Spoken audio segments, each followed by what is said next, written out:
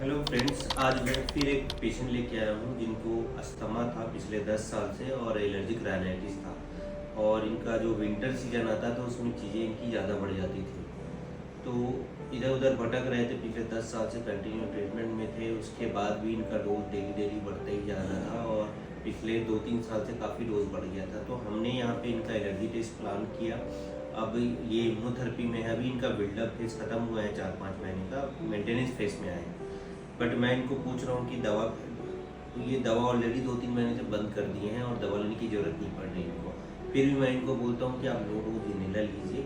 ऐसे पेशेंट जो परेशान हैं दवा लेके, जिनकी दवाइयाँ बढ़ रही है काफ़ी ज़्यादा और जो ठीक नहीं हो पा रहे हैं, तो अगर वो डायग्नोस होता है इनको एलर्जी है और हिस्ट्री के हिसाब से समझ में आता है कि उनको एलर्जिक राइनाइटिस और अस्थमा है, तो एलर्जी इम्यूनोथेरेपी का अच्छा रोल है। अब तो गाइडलाइन में भी आ गया। आइए इनका एक्सपीरियंस जानते हैं कैसे है। और ये उनके भैया हैं, इन्होंने अपनी वाइफ का भी ट्रीटमेंट साथ में कराया, तो इन दोनों का एक बार एक्सपीरियंस शेयर करते हैं। तब पहले मेरे को दिक्कत होती थी सांस लेने में। अब कुछ दिनों से लगभग 10 साल हो गए दिक्कत में। पहले दवाई चलती थी कुछ दूसरी जगह से।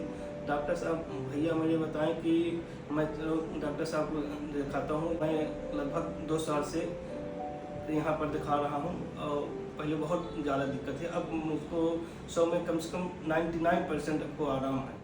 मैं तो यही बोलना चाहूँगा कि सर का ट्रीटमेंट अच्छा है और मेरा पर्सनल एक्सपीरियंस है। मैं खुद परेशान था अपनी वाइफ को एलर्जिक राइनाइटिस को लेकर के, क्योंकि हर उसको 15 दिन 20 दिन में एलर्जिक राइनाइटिस हो जाता था पिछले 10 साल से।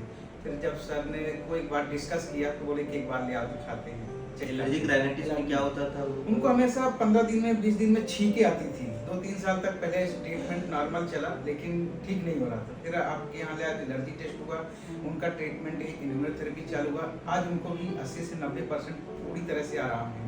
एक मेंटेनेंस का लास्ट का जो बचा हुआ है। तो फिर मैंने प्लान किया कि छोटे वाले भाई को भी मेरा यही दिक्कत थी। फिर मैंने उसको ला करके यहाँ सर को चेकअप कराया, दिखाया।